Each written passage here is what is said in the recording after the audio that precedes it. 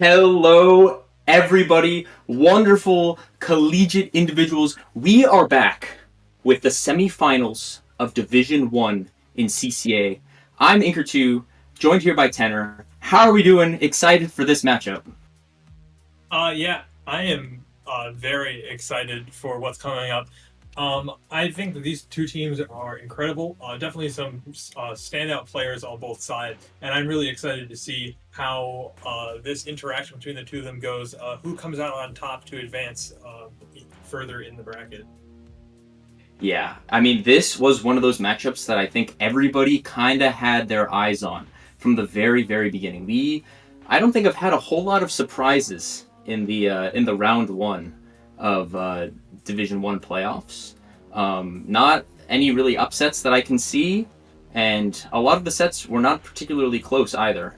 Now, this side of the bracket actually had the two contested sets. The other side of the bracket, both were 5-0s, and this side of the bracket, Reef Runners made it through 5-3 over Ansu, and Towson 5-1, taking their, I believe, sixth victory over Daybreak in the one season, which is very surprising from the entrance exam. So a lot of dominance overall.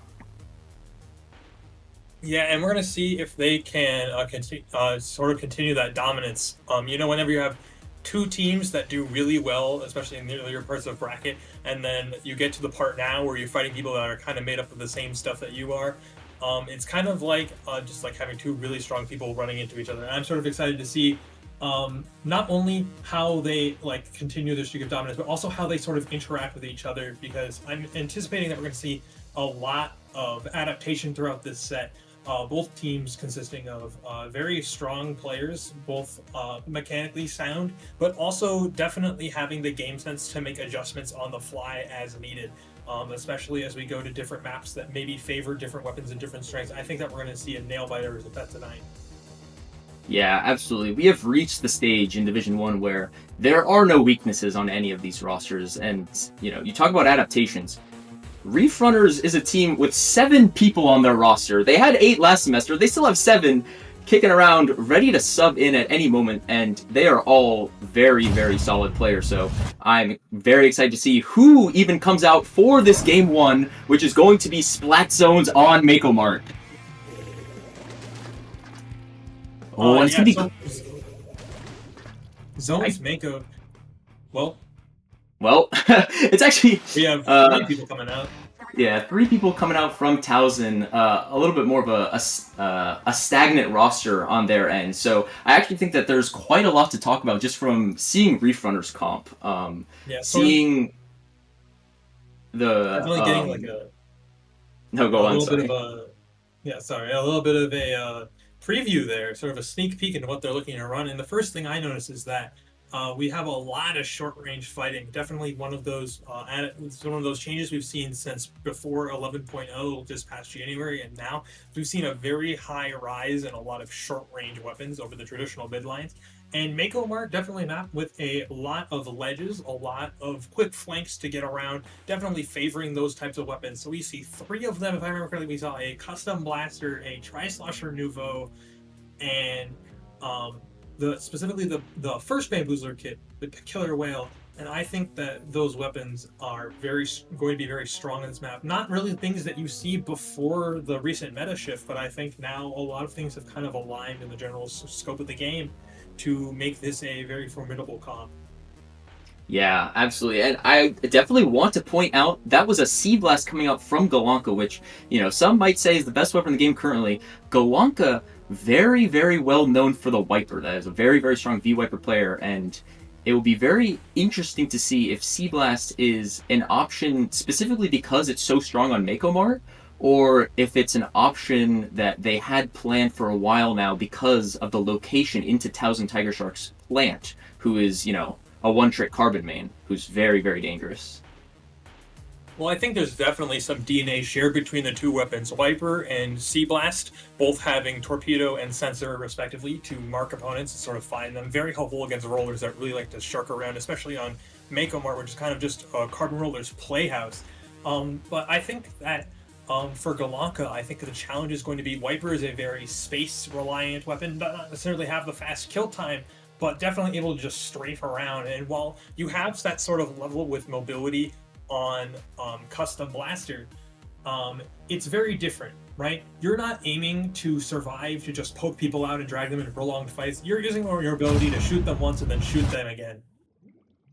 Yeah, and now we're going to go right back into it, and we're going to see if Towson the disconnect maybe working to their advantage a little, right? They get a little bit more time to talk about the comps that they are trying to run and their strategy into maybe not what they expected, but that is, oh my goodness. Oh, maybe we need a new lobby host or something, but, this is going to be Reef Runners this time, going to be the ones disconnecting off the start, but, that is the Towson comp confirmed, which is pretty much what I think we've come to expect from them over the course of the season. Ori on that bucket, of course.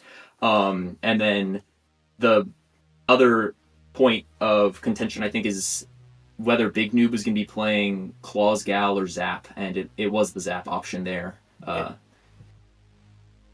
Definitely the Zap. I think that I'm always a little tickled to see Zap and ZF. I think that combo is very underrated. Zap being able to, normally you would run something like an End Splash and a Pencil, or maybe something like a T-Tech, even if you're feeling a little spicy that day. But I think that ZF having that splash wall as a part of the kit, really allowing it to stand very forward, standing very aggressive positions you wouldn't really get out of most backlines while still being safe. And I think especially against Reef Runners, they have that roller, they have that try, they have the bamboo. I think that those weapons kind of struggle in the wall because not only do they not really have a lot of range to sort of shoot it from afar, but it kind of gives the ZF player a little bit of a warning. When you hear your wall taking damage right in front of you, it kind of gives you a head start on fleeing. Maybe you can have someone else maybe plant on that card and be able to swiftly move over and take that splat really quickly.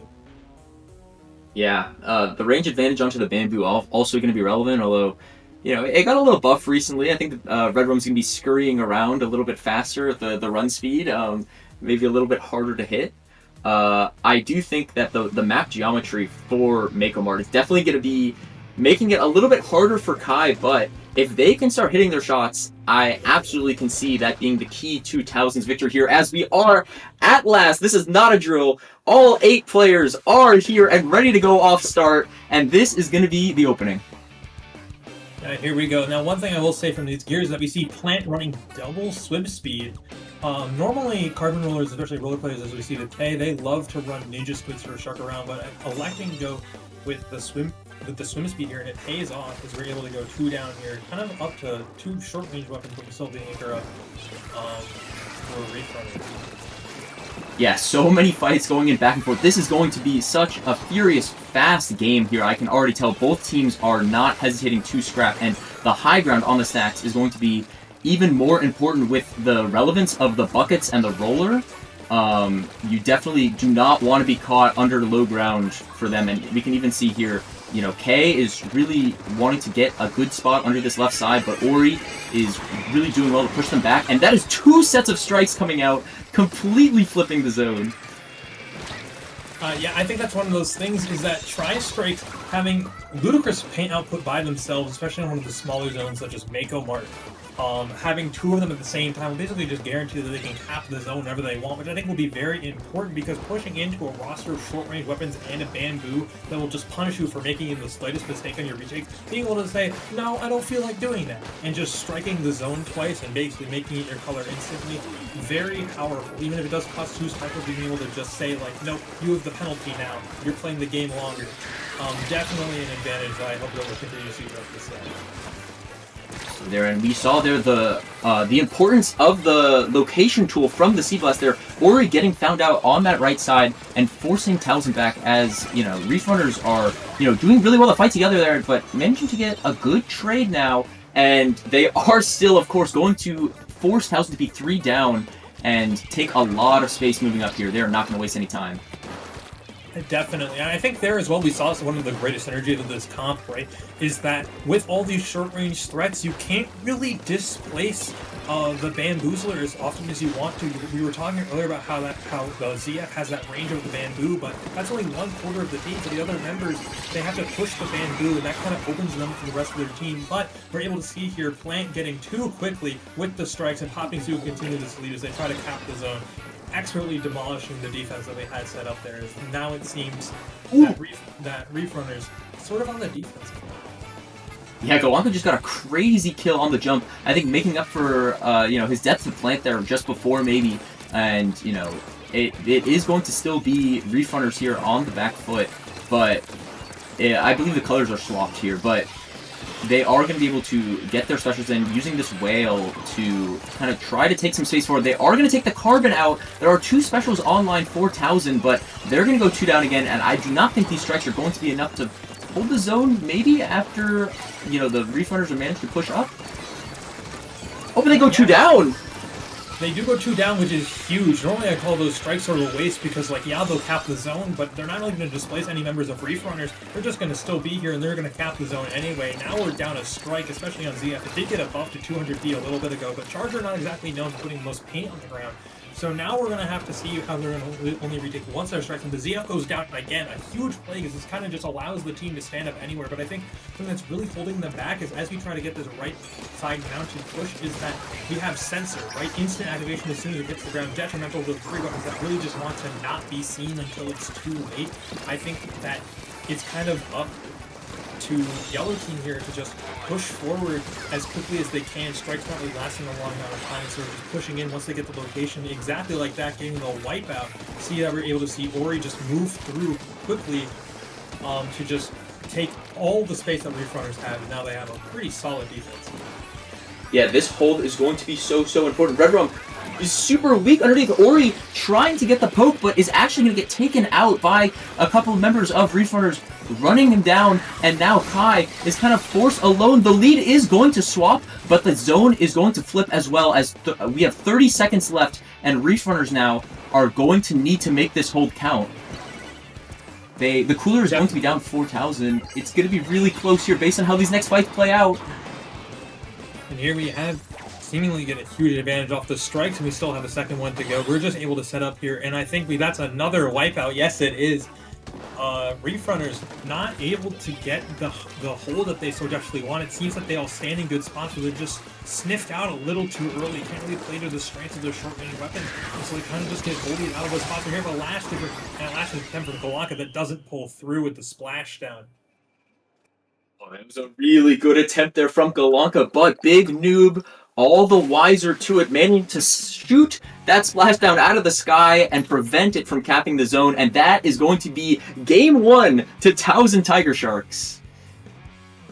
Yeah, I think that something that they did really well in that set was really using the quick moments they had with those 2 strikes to really make every second count. I think that against a lot of short-range weapons like that, like Blaster, I think it's really sort of a lot of players will kind of get scared of pushing into unfamiliar territory, but it seems that Towson Tigersharks sort of saying that the strikes are just sort of acting as a massive wall. You can't see through them. You especially can't cross them. And being able to just take space so quickly, I don't think that Reef Runners was necessarily ready for that. Yeah, definitely. And that's also such a great synergy to have with a carbon, while you're trying to worry about moving back through the strikes. The carbon is moving fast. 2 mains of swim speed on that gear, and Plant is going to run you down. It is just, as much as you have short-range fighting power yourself, it's still really, really scary, and I think Plant managed to get so much value from it. Absolutely, and I think that we're especially now at that part of the bracket where you want to make sure that your comp is filled with all of these weapon synergies. Strikes being able to get your team in very well, especially to the point where we're running 2 of them, but also Charger and Roller pairs very well together because Charger likes to paint long, straight lines, which are just perfect opportunities for unsuspecting Roller players to just get in for free, essentially, especially because, well, when you're trying to dodge a Charger, right, you kind of have to hide behind a wall, and being able to hide behind a wall while also trying to paint them over and ensure the Roller gets in, that's just a recipe for disaster. At least something's got to give there. Yeah, the Roller versus Roller matchup is definitely a brutal one, as, V-Roller has, more range, but it's just slower, and it means that you kind of have to play, both players have to play it really safe and really patiently, which is maybe not what either of them are used to. Definitely. Because when you have a Roller, you don't want to shark into another Roller because if you go in at the wrong time and the other roller's just sort of waiting for you, it's kind of like a who swings second kind of deal. Because if you get cut out first, well then your team is down, you the roller, and the other team is able to just kind of take all that space without having to worry about being one shot themselves. So I am curious to see how Reef Runners is going to adapt. Like we talked about earlier, they have a roster of 7. That's a total of maybe 840 different combos between the 4 of them. Yeah, don't do too much math on me now. Yeah, but we're going to see how they sort of adapt to this situation. We're going to see some people sub out, especially with the change of mode, the change of map. Hagglefish Tower definitely known for having sort of 3 long corridors. We're going to see if they change anything here. Yep, and that is going to be Dreamer 1 coming out on the Forge Pro that he is known for, replacing Galanka. So I suppose the Sea Blast was not necessarily maybe the long-term counterplay to the Carbon Roller, but just something to try for that map. And, it didn't quite work out for them, so maybe they're just going to a little bit more of a balanced composition this time, I'd say. Oh, no cooler already! Nice. Plant moving, or no, that was K. That was K starting to get one, and I think the important thing there is that even though it was just a trade, if you look at the map, it seems like Reef Runners just has complete dominance over the map. It kind of shows how sometimes those sacrifice plays are worth it, because it kind of just skipped the entire opening neutral part where teams are sort of fighting this. Now we see that they kind of have an advantage here immediately, able to start a push with this tower to see what they do with it. Yeah, it was the cooler option that was down. So the cooler does come out now, after 45 seconds for Towson, but in the end, they actually really didn't lose too much ground. If we're looking at, tower points, Towson managing to hold their ground and, not lose too much. Although, now it does look like Reef Runners are ready to push, and Big Noob does manage to get the trade out, which is definitely crucial, but look at all of the players and all of the yellow that is in the court now. They are a little bit bunched up, and nobody's on the tower. The points are not going quite as much, and Kai is picking off one and could not find the second one, being forced back with the Booyah, but, given how bad that looked, I do not think Towson's going to mind. Definitely. I think that Townsend is a really strong player. Sort of flipping the script a little bit on Reef Runners, as we see here. Now they have a lot of blue paint, and I think that's something else that we need to mention, is that strikes just paint the floor a lot. And they got 2 of them. I think that on a weapon, on a combo with a lot of short range stuff, now of course we do have the Pro to play more of that balanced style, especially having that Booyah Bomb to sort of act as one really big tri-strike when the moment calls for it. As we see it coming out right here to displace people off the tower, I think that the battle of paint, sort of that mobility, is going to be a huge thing throughout this match, perhaps through this entire set. Yep, the strikes there were just barely not enough to stall out for that checkpoint, which, could be very, very crucial here as, Red Rum taking a very aggressive forward position now, but, as Asan does fall to Ori on that high ground, managing to win out that fight, and now Dreamer gonna pop this Booyah Bomb, try to set up K, who's on the tower, manages to get the bubble down, so they're definitely going to be wanting to threaten this checkpoint, as both Dreamer and Plant are super low, but, Dreamer falling back, letting a teammate take care of that, and now this is go time for Reef Runners. They have Towson 2v3 down, and they are set up now for this offense on the whole. The roller is in a very, very dangerous. Do they know? It seems like they do. The roller sort of struggling to get in. Now, I think that another thing that I'm curious to see how Reef Runner plays around is top right, especially because you can't really get up there until the tower clears this first check. And so getting through it is going to be very rough. We're going to see a lot of stuff. 3 specials coming out even. Of course, we have the bubble online still, which is huge, but getting past this first check is going to be very important. It seems like they do it. But displacing people from that top right area, going to be very difficult, but it seems like they're doing very well. The Zap dropping into mid, trying to make some sort of desperation play, managing to pick off Red Rum, and the strikes come out to stall the tower and even get K as they jump in. I think that Big Move here goes down on this area here, getting another Booyah Bomb. I think that this is going to be a war of attrition, but it seems like Townsend Tigersharks able to stop the bleeding and finally get a counter push of their own. So many resources to just stall out that tower. Like, obviously we talk a lot about the double strikes, but the suction bump from Zap as well as the carbon just sort of existing really makes the push very difficult for Reef Runners. There were multiple times where I thought that they were just going to run it down, get the push all of a sudden.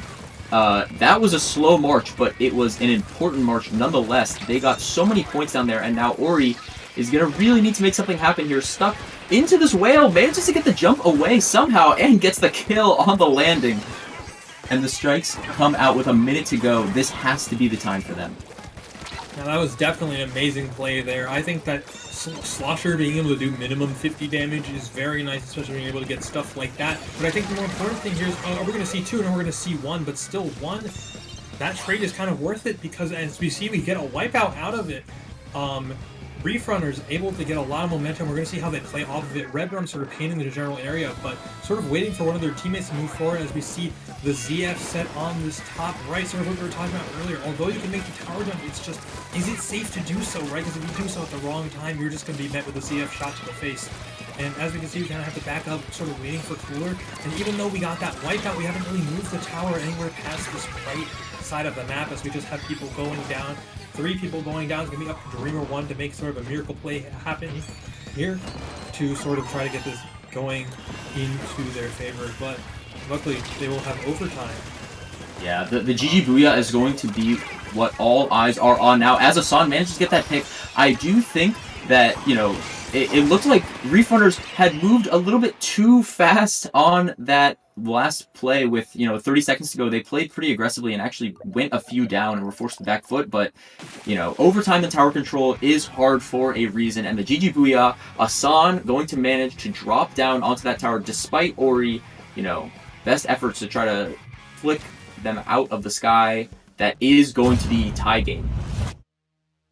Now, I really did like the idea there, sort of seeing that in reaction to the GG Booyah, we were able to throw the strikes. They were a little bit too far behind. The strikes taking a bit too long to hit the ground, but I really did like the idea of sort of striking where people are going to be approaching the tower to sort of try to even it out there. Very much not something you do. Definitely you do not practice the my opponent is popping GG Booyah and I'm going to strike accordingly. That's something you just do in the spur of a moment. We're going to see how that works out here. But speaking of things you do in the spur of the moment, Rainmaker is coming up. Rainmaker always known for being such a volatile mode. Truly anything can happen.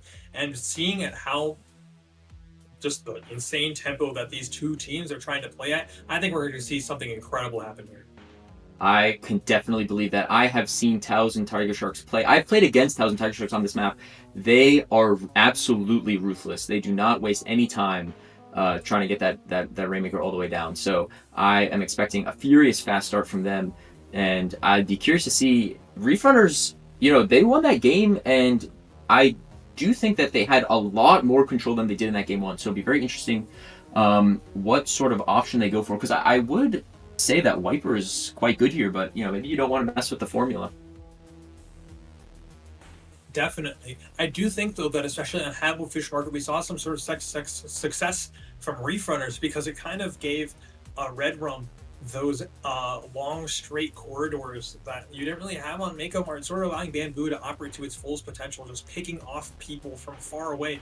Because if you think about it, Reef Runners comp very, very good at punishing you for making small mistakes that you don't realize are sort of these catalysts leading to bigger things, right? Like, you take a little bit of chip and then the Bamboo will one-shot you from across the stage because all it needs is 15 damage for that to be a 20-frame one-shot.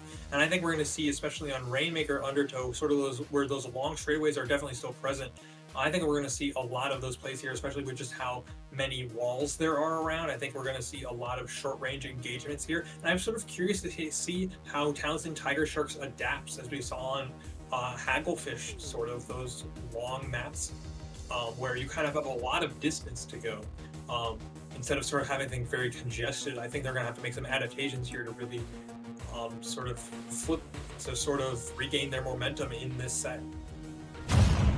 Yeah, I mean, this is going to be back and forth and back and forth.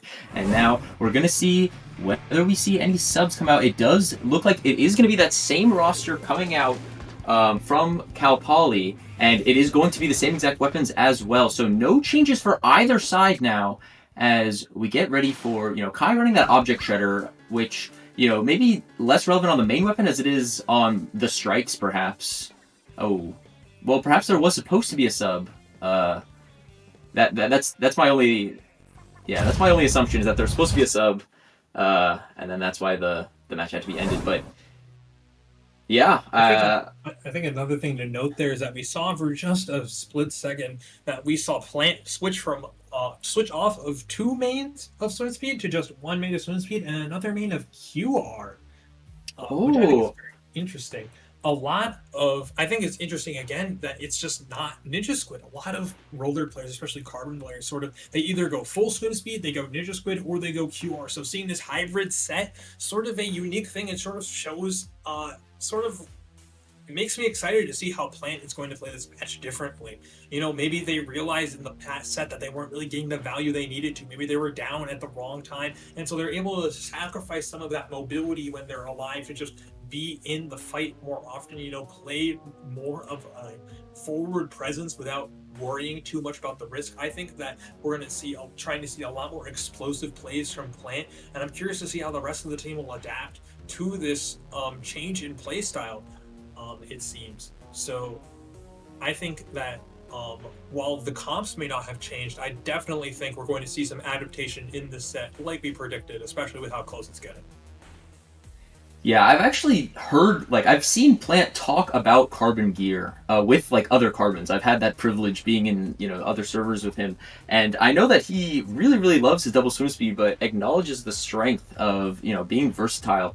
Plant is, as far as I know, he's the only carbon remaining in Division 1. Out of, in his group, there were, like, 4 carbons or 3, something like that, crazy. And now he remains and is taking the knowledge of all of the carbons with him as he tries to move on for the ultimate glory into the finals. So it sounds like a very small change on paper, but I'm definitely excited to see it. Yeah, sort of when we were talking about the only surviving carbon, slowly sort of assimilating the other carbon players into himself, maybe learning a few tricks along the way as they have to survive the gauntlet of other roller players.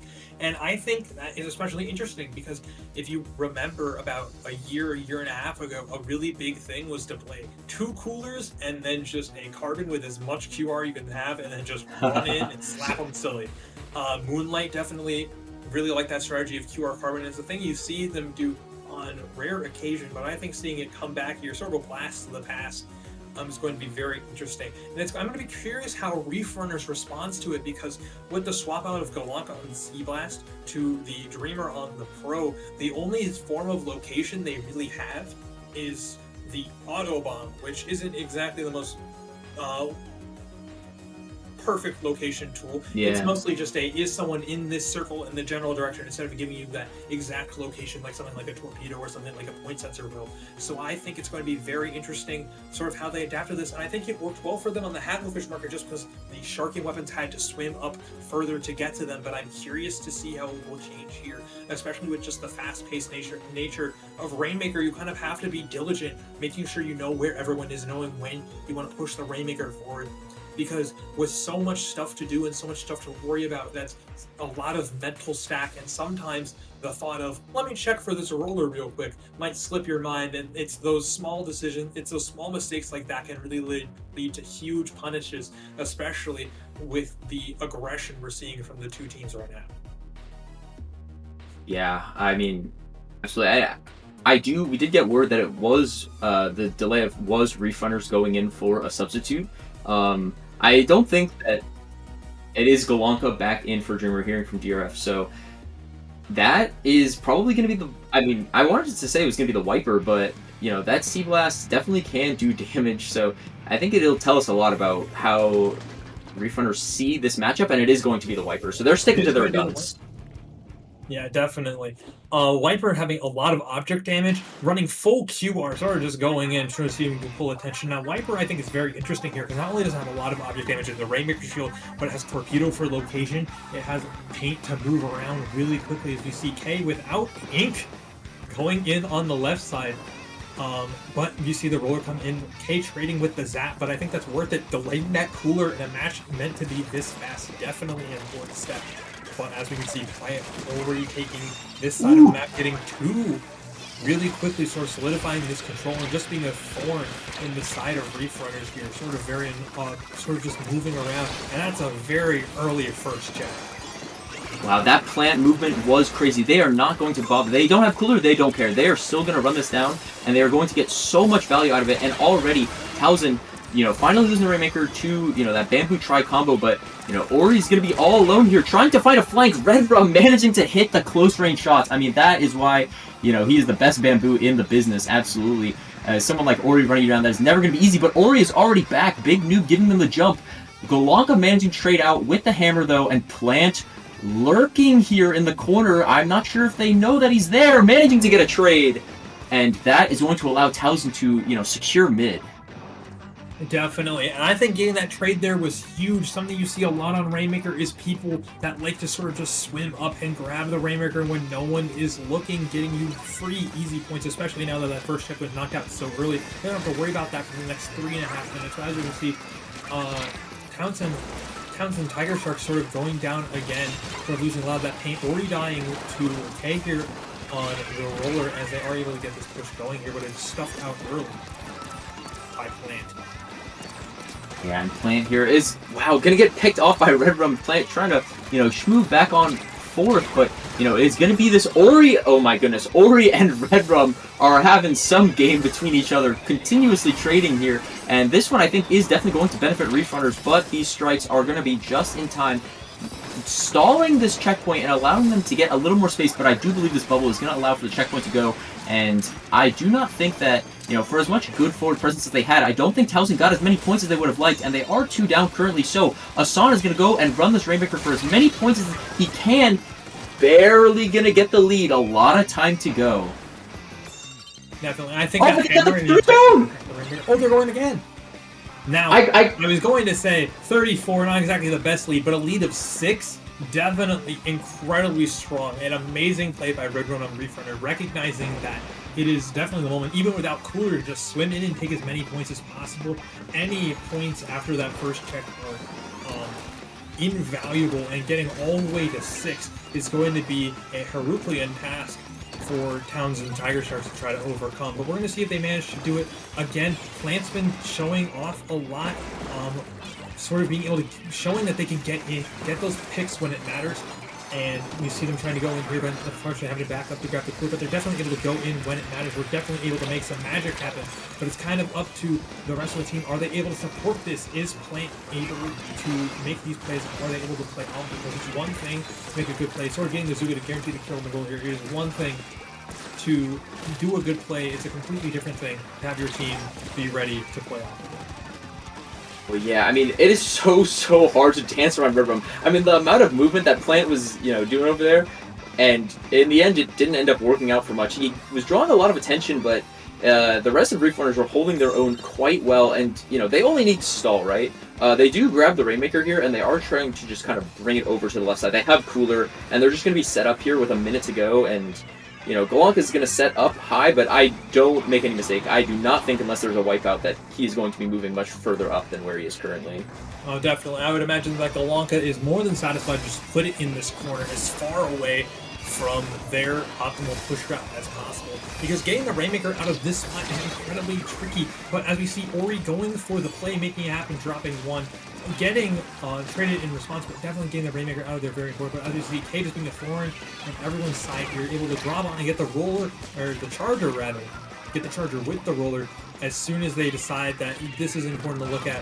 K definitely coming back in there and showing them why they definitely should have paid them a little more attention. But as we can see, Towson Tigersharks definitely able to secure this point of the map, but like we said before, they have to run it all the way to the other side, and with Red Rum there ready to just laser anyone that dares cross through mid, as well as the rest of the team being there, just pulling people in different directions all the time while being so lethal while doing it. It's going to be one heck of a run to get it to the other side with only about 45 seconds left to go. Yeah, and we are going to see the don't retreat sign come up as, it does look like a lot of fights are not quite being run, and that is just going to be the auto bomb to tap it all off, and that is going to be Reef Runners with yet another strong performance here. It looked like Towson, I think at the opening, were the better team, but Reef Runners, holding it down, and in moments, they made the Towson spawn look like their own with the amount of paint they had. Absolutely. I think that just shows the level of adaptation we were talking about these two teams having. While Reef Runners were sort of struggling to get their footing in the first game, they definitely took a moment and said, all right, guys, let's analyze what we could have done better. And we see that on phenomenal display, taking two extremely confident games back to back. I think that they sort of are almost close to having this download complete, sort of adjusting to Townsend Tigersharks in their comp, and I am curious to see how they respond in turn. Because sometimes it's a little demoralizing to do well at the start of a set and then sort of lose it. It's kind of hard to get that momentum back, especially with Reef Runners winning 2 in a row. We're going to see that momentum shift back, though. We're going to hope to see it um, between these two teams, and they're both very strong. So I think a lot of this is going to come down less to one player making a bunch of miracle plays, but sort of how the team can work together, sort of how they can each pull their own weight. And right now, I'd say that Reef Runners definitely the king of the show. Each of the players that we've seen so far are definitely making some standout plays that have definitely catapulted them to victory. But Clan Blitz, one of those unique modes where sort of everybody has access to the same objective power at any given time. Sort of relying on having the team work together as one unit, very, very coordination focused, very much centered on making one giant push instead of smaller individual plays. And I'm curious to see if Townsend Tigersharks will sort of adapt from the past 2 games, sort of see if they come up with a new strategy moving into this game 4. Yeah, we are actually getting word that Dreamer is moving back in for Galanka for this, which is almost certainly going to be that Forge Pro, which, I think it makes sense. You can just kind of play it slower, deny paint for the Carbon. That is definitely, Towson's, big, scary front line, right? So you just want to deny that space as much as possible. So I do think on a big map like this, a lot of paint power is going to be very difficult to overcome. Definitely, but it's sort of a double-edged sword because on those long maps, it kind of gives Ori and Kai just complete dominance over these long sightlines. Bucket kind of gets a little less scary to fight the closer you get to it. It's sort of one of those weapons that struggles to paint its own feet at times, but if you kind of just let it poke at you from a distance, it just has such high damage at such a high fire rate that can even hit over walls. I think we're definitely going to have to see Ori making sort of these plays, as well as Kai being able to play support from the back line as well. I think that is going to be sort of up to the trio of everyone but Plant to sort of create that stable foundation, because I think they're kind of getting picked apart slowly by the individual plays of Reef. Yeah, I think the point about Kai is definitely a really, really big one where, you have the range advantage on the backline matchup. Of course, it doesn't really feel like it into Red Rum sometimes just because of how good they are, but Kai is going to need to come up big with these shots, and that's going to be big noob switching over to the Claws Gal. Not really too much of a difference there, of course, but just something to keep it fresh, right, for Towson, and Dreamer's actually going to pull out the missiles. I know I was going to comment on the missiles as well. Between the missiles and the whales, we have 2 global displacement specials, sort of providing a counter to that long range we were talking about there. Plant getting picked off by Red Rum early. A huge play here, and sort of showing why Red Rum, definitely one of the strongest bamboo players. Just being able to see those moments where they were chipping someone completely different, and then able to just switch their target, take out Plant, and then Ori. And it seems that Reef Runners, a lot of control here. They have missiles ready to go, and K's almost a bubble, but they do go down. That's going to be a huge thing for their stability, and these strikes coming out, I think we're just going to have to reset the neutral here. Yeah, I think K had so much space afforded under the basket, but Dreamer choosing instead to not go and score and instead play it a little bit safe. But Ori is not going to be a big fan of that at all, and immediately going to trade out 2. I do believe one of those was cooler though, so it is still going to be in favor of Reef Runners, and it definitely doesn't hurt when the rest of the team is going to finish out the wipeout now, and now K is going to have this bubble and nearly enough time to make a ball. I know, with Clams right there, I think K learned from the last push, not overextending as much as before. Definitely wanting to get this bubble to just hold flat, getting 1 roller. Plant devastatingly weak. There we go, getting 2. Dreamer's gonna have a ball. They're gonna have 2 balls, and it's just the Charger to make these shots. Red Rum scoring, and I think we're gonna see a second score coming up soon. Red Rum deciding to just take the fight to the Charger in the face. Not necessarily a bamboo rushing you down is something you see every day, but Red Rum there just able to hit the cleanup shot on the Charger and just give them a lot of space. But it seems like through a quick triple, Townsend Tigersharks able to reclaim the map with only losing about 40 points. Yeah, I mean, as much as it looks like that hurts, and that is definitely a very strong push and a lot of points, it almost felt like there could have been more points afforded if Towson did not work as fast as they did. They were definitely in the danger zone. The alarm bells were ringing, but managing to close it out decently well. They have 2 specials now and a lot of clams, and they're going to try to move in. That is going to be K down very crucially, but yeah, Plant's going to go down as well, so this is going to kind of go back to solid neutral. Definitely. I think the missiles there, definitely, when they try to push in with the strikes, being able to just locate them through the strikes and sort of just force them all to move, really sort of delayed their push. And there we see a dark combo happening from the 96, seeing that sort of increased lethality from Zapple. It may not get as much paint. It's a little bit inconsistent with the RNG that 96 has innately.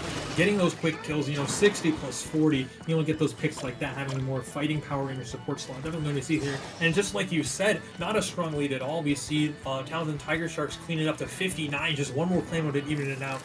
Definitely seeing sort of these medium-sized plays, but I think that the Achilles heel of both of these teams is just they're getting shut down a bit too early. We're seeing these sustained tools not necessarily come out in time. Just a lot of damage is being done before they're able to get people in for wave 2. Maybe people can select plans and they're not coming back to a safe hold. But we see the Tri-Slosher here sort of poking under this ledge, sort of stopping people from rushing in, and the Zuka coming out, trying to pick off Dreamer 1, but it does end up going down. And as you see, we take Plat, get 2 on Plat. I think that this spells sort of disaster for Towson Tigersharks. K getting a third. I thought he fell off the map there for a second. I thought so as well for a moment. Able to just quickly reclaim their stack. And this is sort of what we've also been talking about, just how quickly these teams are able to take space as soon as they know it is in their advantage to do so. Wow, yeah, multiple footballs being made, and K finding a crucial pick onto Ori and make that another one, saving one of the balls in the process. There's a minute left, and I do not think that the Reef Runners would mind scoring again at this stage because they are not looking at that lead as if it is a very safe one. As they do get Towson 1 down again, the strikes being forced out, and Red Rum forced to back up. But soon, I do believe that, the Reef Runners are going to have their own specials. Cooler is out now, and the moment that they get one of the other specials, maybe missiles or bubble coming up close, could be what they need to move up.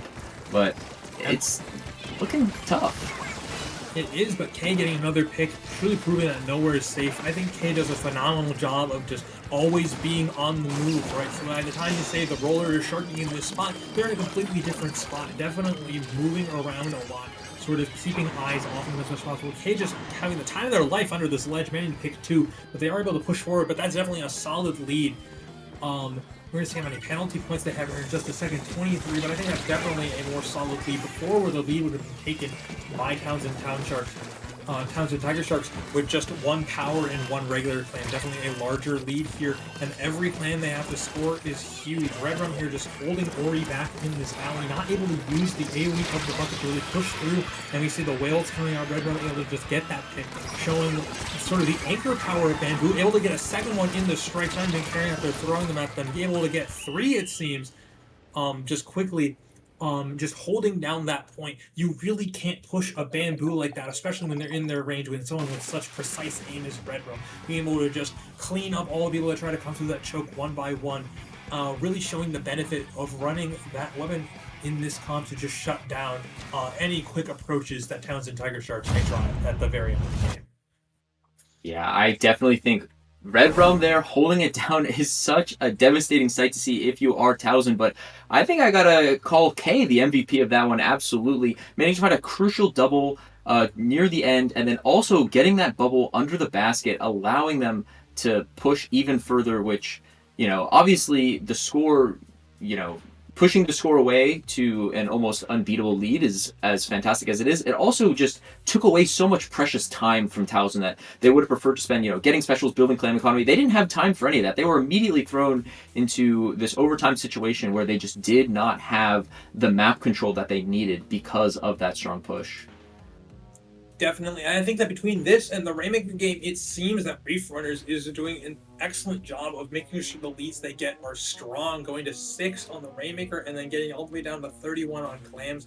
Definitely sort of playing around that idea that it's okay if we let a few things slip here and there as long as the score doesn't get too low, because as long as our score is high enough, it doesn't really matter if you score, if we try to, it doesn't really matter. We don't have to stop your push entirely, we just have to stop your push enough to the point where where it still won't flip the lead, which I think is definitely a win condition we're playing around. We're going to see if they can continue that streak, or if Towson Tigersharks is sort of going to find a way to sort of come up with a plan to get those really deep scores that I think they've been kind of lacking throughout this set. Yeah, I mean, it feels like they're close, but they're just not quite there. And this is, notably 3 wins in a row for Reef Runner. So Towson desperately need to break this rhythm now.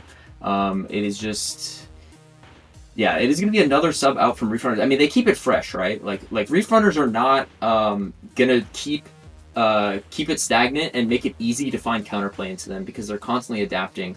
And even between different members playing different weapons, it's just always impossible to know beforehand what they're going to do. You got to stick to your own game plan. And, Towson just, it's so close. Just like a couple team fights here or there, and I definitely think that they have it in them.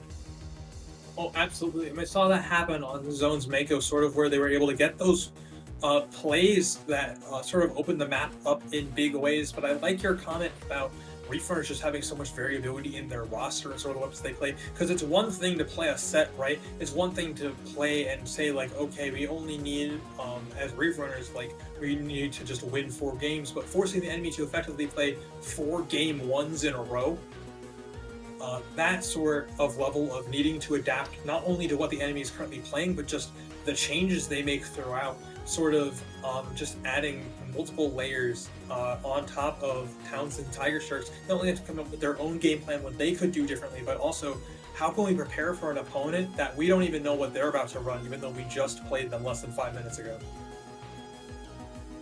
Yeah, and next map coming out is, we're going back to Splat Zones. It is going to be Robo Ramen coming out, which I definitely think is another one of those maps where Charger would be slightly favored, and I would really like to see, Kai get some of these big picks. I think I've seen Kai actually play leader on this map before. I don't know if that's going to be sort of a standard pick. I know that the strikes are going to be very important for Zone, though, so, I wouldn't be surprised no matter what they end up playing. But I do like this for Towson as a map, and it definitely does feel like it's now or never for them. Definitely. And I think something that they are going to be able to take advantage on Robo Ramen is that the entirety of mid is the zone. It's not like Mako where you have the stacks that are not part of zone. You have these sort of just, instead of having these sort of safe havens where it's like this important stand to spot, the important places you want to stand is the objective, which is kind of huge because it means that all this pressure is going to be constantly be thrown at you. And it's sort of up to see if we can get to sort of safe places like underneath the ramp or by that little glass wall where sort of dealing with people, forcing them to look somewhere that isn't the larger zone. And especially with the under part of this map, providing just a donut for you to pop up basically anywhere you want. Provided the opponent doesn't see you. I think we're going to see both teams make expert use of that loop underneath to sort of sneak up on people, especially what you're saying, with Charger being so dominant. Charger may be really good at controlling mid, but they have almost no control over what goes on underneath them. That's really up to the rest of their team. So we're going to see if the Charger, we're going to see this sort of deal here where the Charger goes, all right, I'll control the top if you guys control the bottom. We're going to see if Towson Tigersharks is really able to make that play work. Yeah, we are getting word that there's actually going to be 2 subs coming out for Reef Runners, and I do believe we're actually going to see the first appearance of Inke coming in, who is known to be a Dread player, which, Dread very, very strong on this map with Slider. There are definitely a couple, Slider spots on this map where it's really, really brutal on that elbow. So we're going to see, once again, can they adapt? They don't have a whole lot of time to adapt, but can they find it?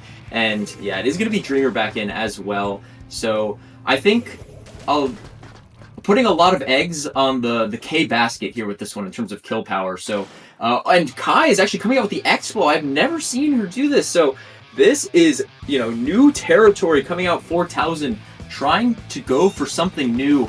I am very, very excited to see it. And that's going to be Ori finding a quick pick onto K. And that, I believe, is going to force Reef Runners pretty far back.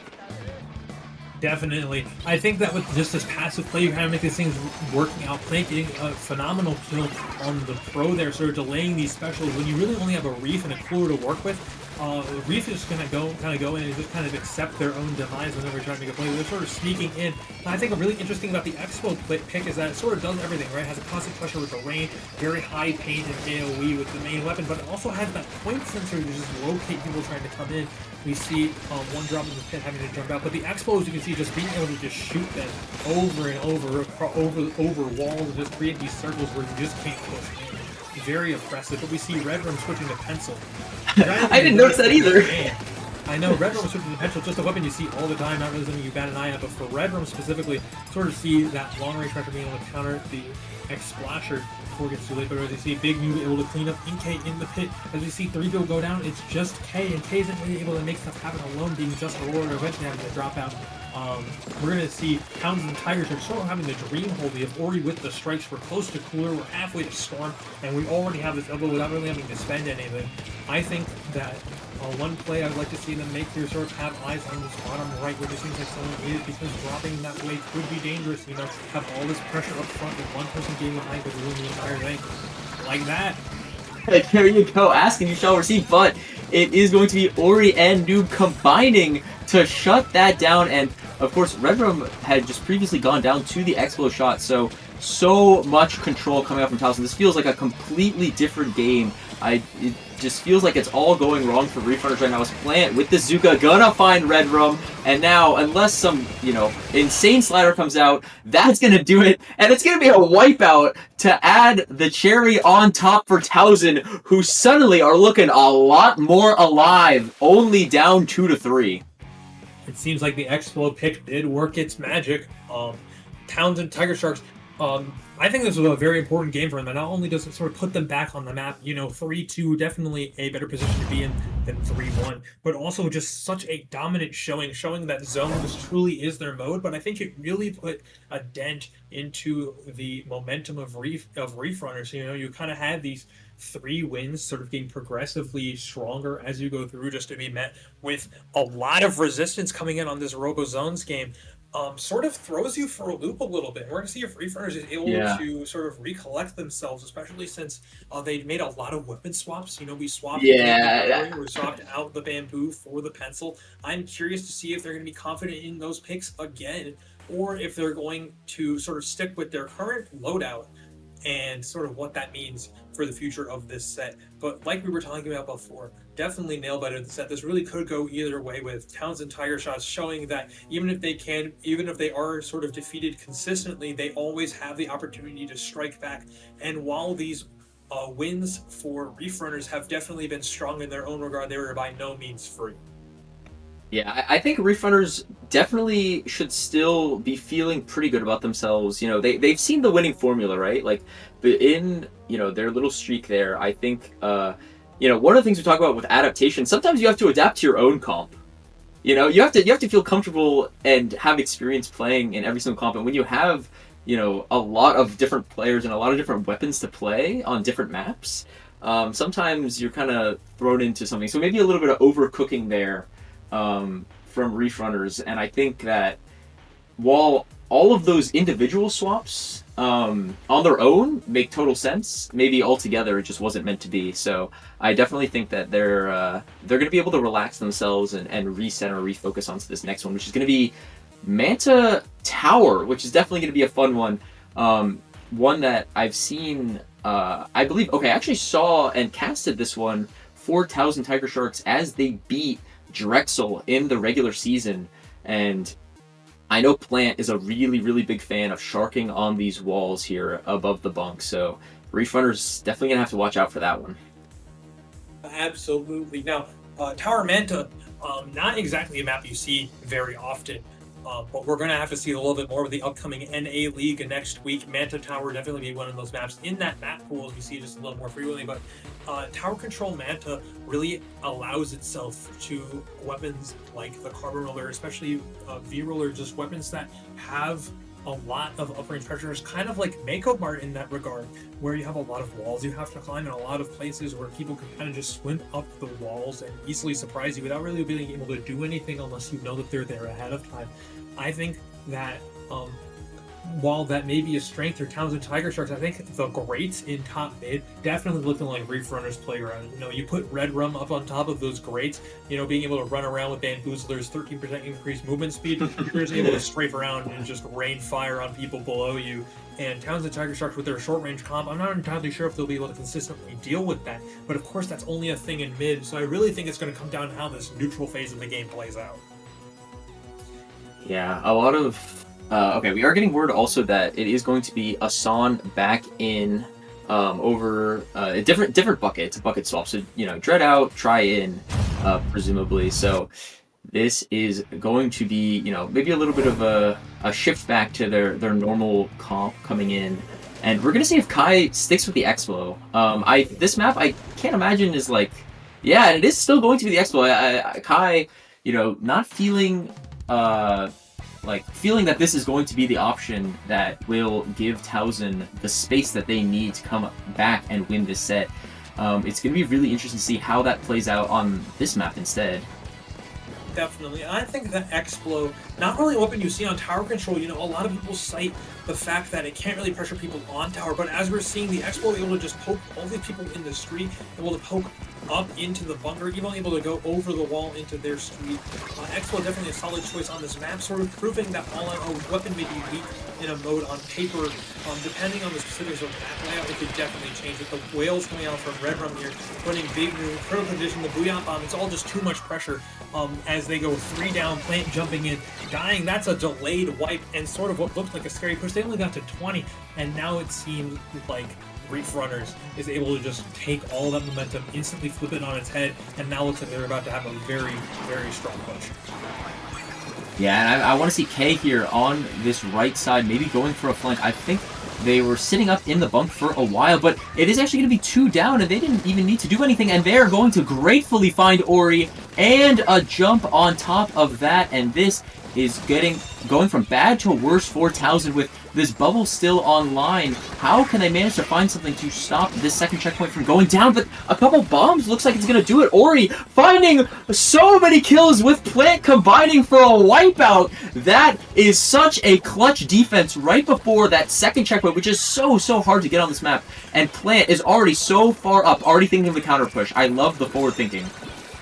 Definitely, a lot of people that played Splatoon 1 sort of seeing the return of that burst bomb slosher combination, maybe instilling a little bit of fear. We show just how dangerous that can be. Slosher doing 70, burst bomb doing anywhere from 60 to occasionally 35. It's just so much damage as we saw there. When I saw the bubble got popped, initially, I thought it was going to be very rough. But as we see, a lot of people just pushing it in this top left part of the map, especially, I think it's just incredibly important. We see the entirety of Reef Runners just standing up there because it's definitely one of the hardest positions to take on this map, because the tower just ends up nuzzling right next to that wall, able to expose itself to pretty much the range of any weapon it wants up there. As we see Red Rum standing on top of the grates after cleaning up, they're just standing up here. Bamboozler over the course of the game receiving ink efficiency buffs, increased run speed buffs, sort of everything you would ever want to be able to just stand on a grate and rain down damage, sort of just preventing people from taking the bunker in a very strong position. As you see the whale coming out here, sort of forcing people back. See, they're all comes up here. Red Rum getting one, forcing a second one to jump out,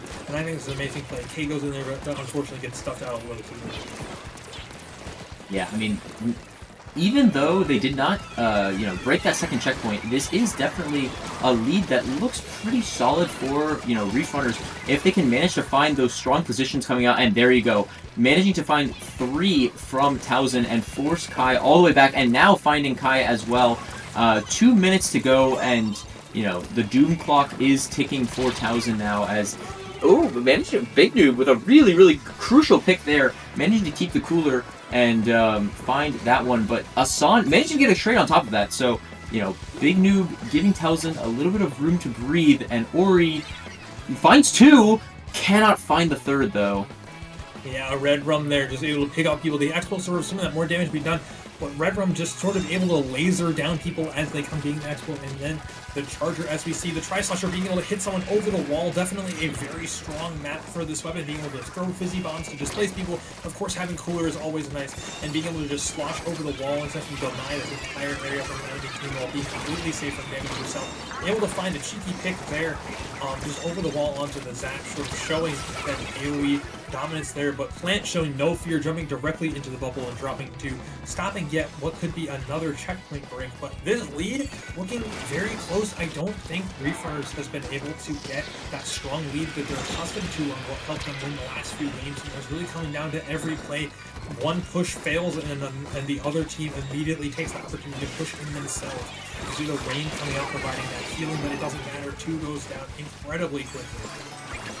Yeah, I mean, what Towson needs to do is they need to hold this area in the bunk as Ori has done.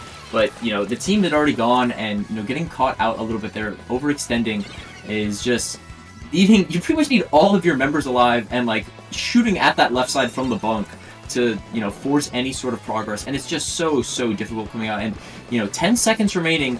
There is, you know, we have a GG whale. We're kind of close to Booyah, but I really cannot imagine that unless Towson finds, you know, an insane string of picks right now, it's going to look really difficult for them, and Ori's going to go down, and here comes the Booyah. Can they shred it in time? Oh, you know, it looked pretty close there. If they managed to get the shred, they did get a lot of points there in that overtime, but in the end, it's not going to be enough. That push managing to hold on, and Reef Runners are one step away from punching their ticket to the finals. Definitely. Again, 7 points away. Dreamer getting that Booyah Bomb down just in the nick of time, and even then, K was able to just slip in. Sort of while no one was looking. You know, the Booyah forces people back, not exactly able to follow them stuff. They did get the shred, but 7 points. Definitely, although that was a defeat for Towson Tigersharks, it was definitely closer than previous games, showing that the momentum swing has definitely come a little bit back in their favor. Just a little bit more push from them, and we could definitely see a reversal here. But Reef Runners, I would say, seeming very strong, you know, just coming off a win and knowing that you need only one more win to progress in the bracket, but now is not the time, especially against such strong opponents, to sort of get complacent, you know, just because you're closer to victory now, just because you're basically tasting it.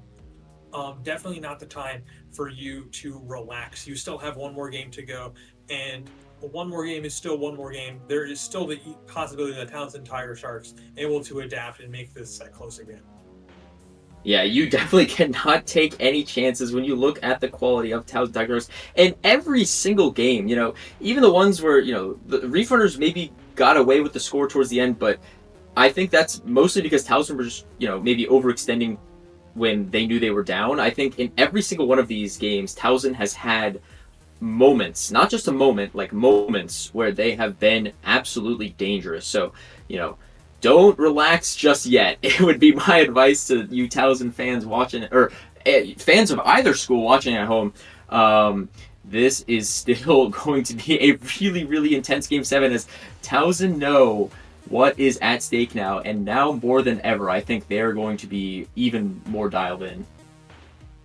Yeah, as we've seen, especially in the both zones games so far, when Towson is able to get themselves in a strong hold, they are able to rack up so many points in the blink of an eye. It's just that Reef Runners has been doing a excellent job of preventing their holds from lasting too long. So I think if I'm Towson Tigersharks here, I'm sort of thinking about how can we extend those moments of advantage, because when we have them, we do great. We just need to get there in a state where we can actually hold them, you know, get the entire team together and sort of fight as one.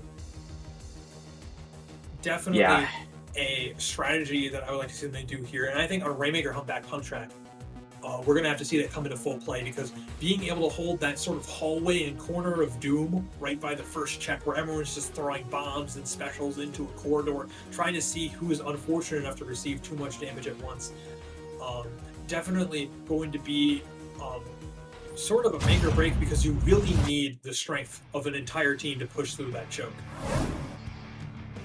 So we're going to see who can manage to stick together when it matters the most. Golonka coming back on that tried and true wiper. Big Noob switching over to the dualies. This and Kai playing Dynamo. Kai loves to play Dynamo on this map, is a very strong choice, and it allows Big Noob to play dualies. Big Noob been playing Zap, been playing Gal, but his best weapon is this dualies, absolutely. So a little bit more fighting power coming out from him, but it's not going to matter as K comes up big with that one.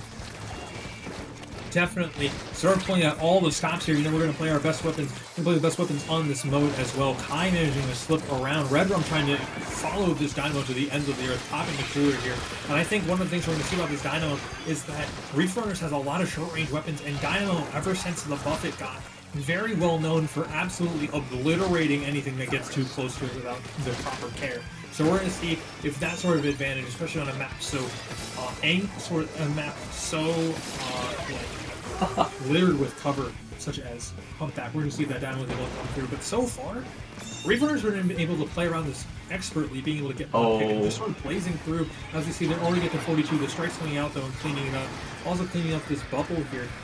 Cade going down as well. It's kind of just up to Red Rum, but the Whale's doing a lot here. As it's Whale, it is Red Rum and Galanta against the world, as the rest of Towson Tigersharks tries to push in, trying to reclaim their lost ground. Oh my goodness, Galanta is having an amazing game so far. Was completely behind the Rainmaker, flanked completely. Towson saw it and said, you know what, I'm going to try to push forward and ignore.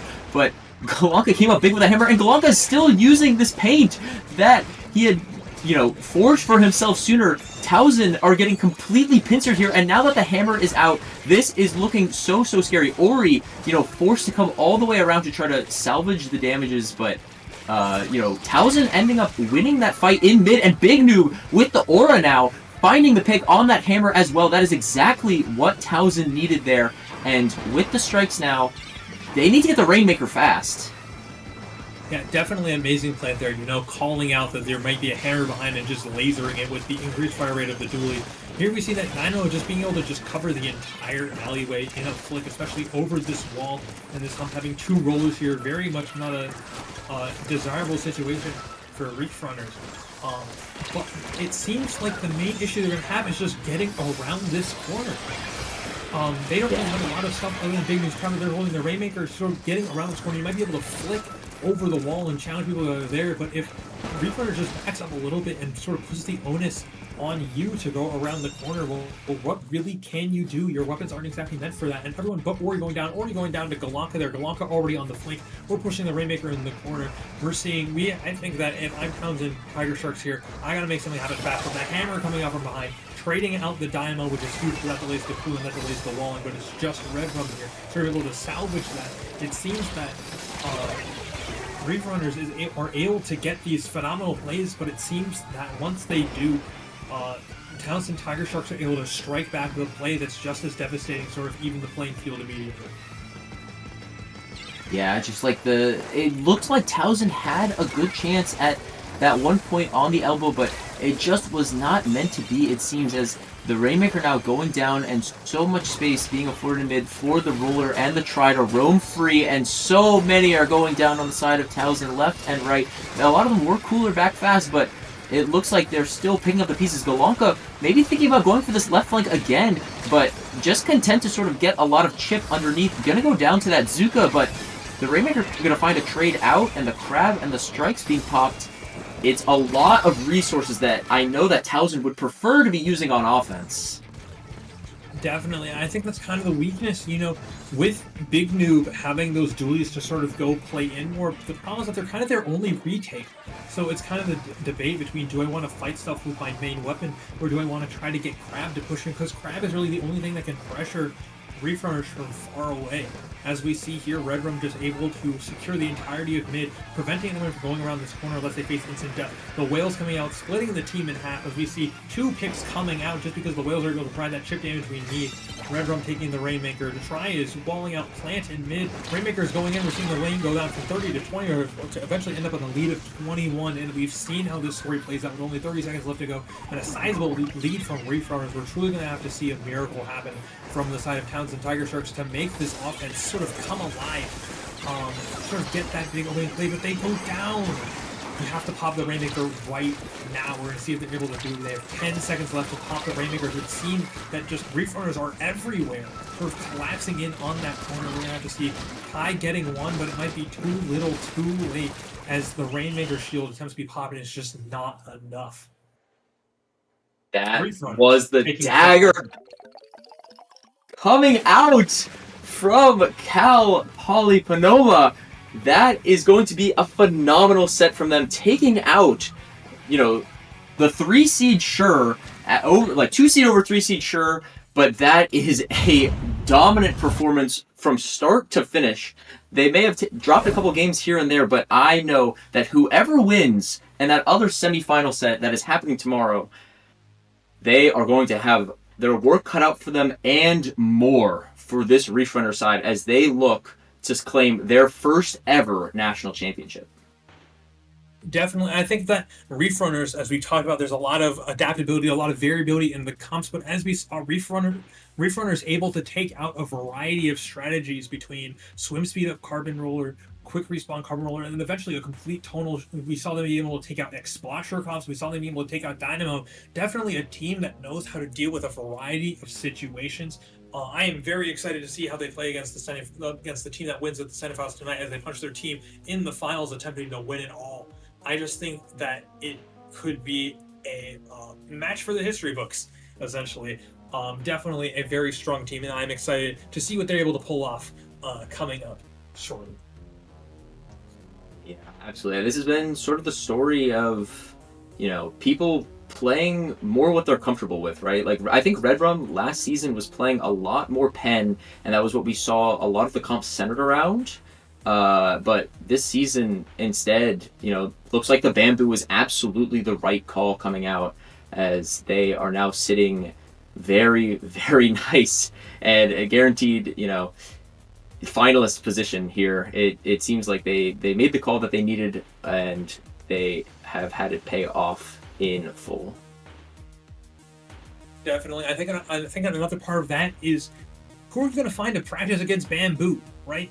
Is that it's hard to find a Bamboo player, and especially finding someone that's able to just wall out space and get those picks as Red Rum. We saw Red Rum a lot of the time just serving as this brick wall, as Towson Tigersharks sort of find themselves in a domino position, just sort of feeding into the Bamboozler and being picked off one by one, and then being able to just move in afterwards.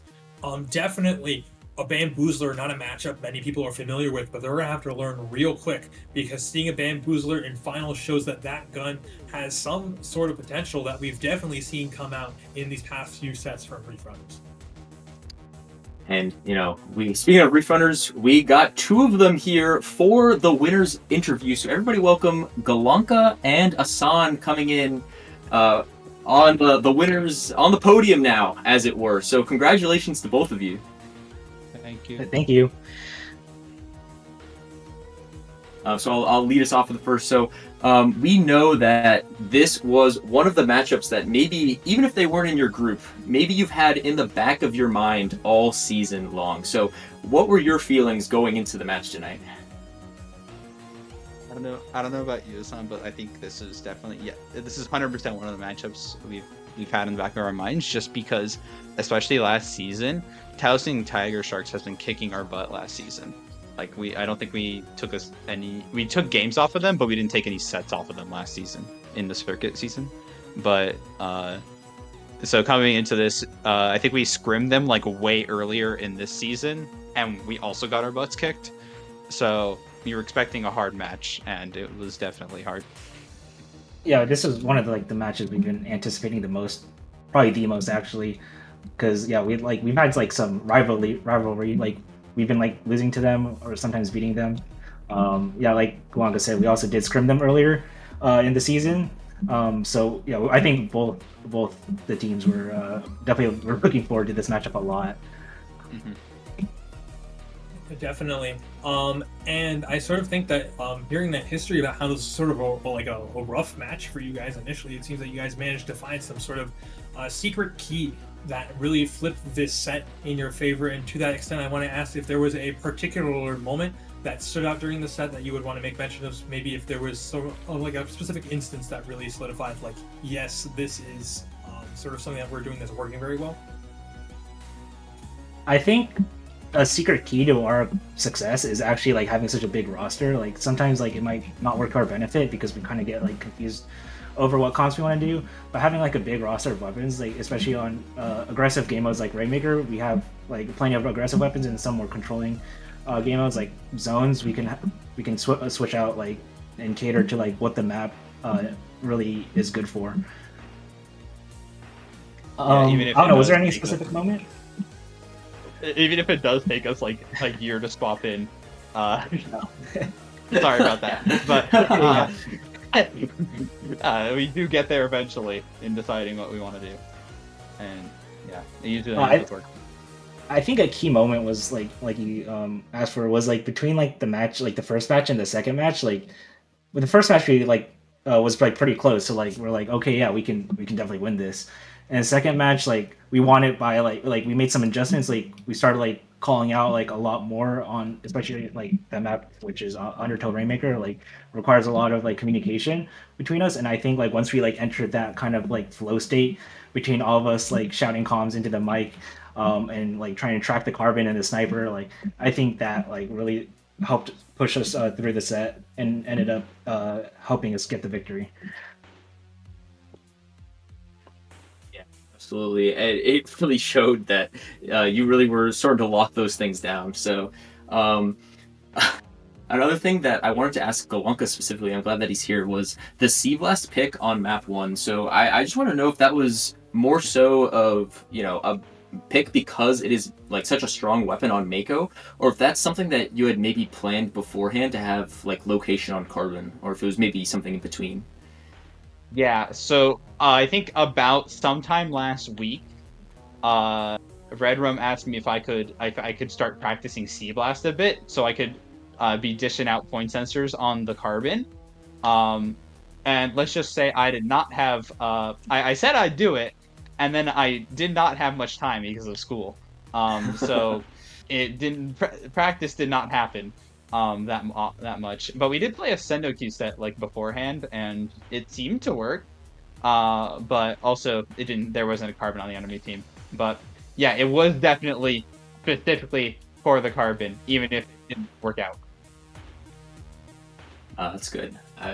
You still managed to find your own way in the end, so that was nice. And then lastly, of course, next week it's the big one. It's the national championship game.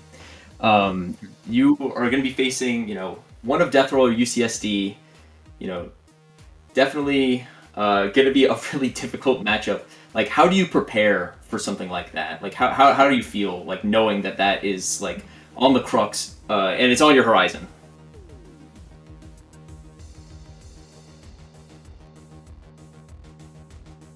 How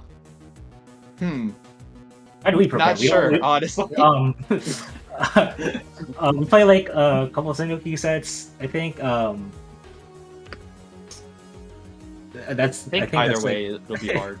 Like UCSD, I will probably see them at upcoming LAN. I don't know if I can say that or not, but yeah. I don't. We'll probably see. I can. Okay. At Pacific College Invitational, we'll probably see them there. So maybe it'll be practice for that. But if it's Death Roll, we'll see. Our sets with Death Roll in the past have been really weird because it's either been we sweep them or they sweep us. So that would that I don't think it'll be a sweep because those were all, I think, best of 3 sets. So very high variance, but I think it is definitely possible that we could pull out a win there.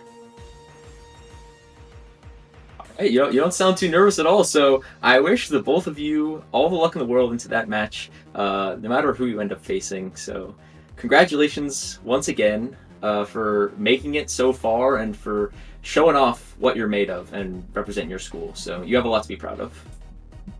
Thank you very much. Inker too. Anytime, Golonka. So that is going to be it for today. Thank you so much, everybody, for watching the semifinals matchup. Make sure you stick around and tune in tomorrow for the Death Roll versus UCSD set, which is going to be, I'm trying to find the time, 8 p.m. Eastern. All right, make sure you stick around for that because that is going to be another really, really intense matchup. So, but until then, thank you all for watching. I've been Benjamin, Ranker 2. I've been Tenor. And this is CCA Live. Thank you.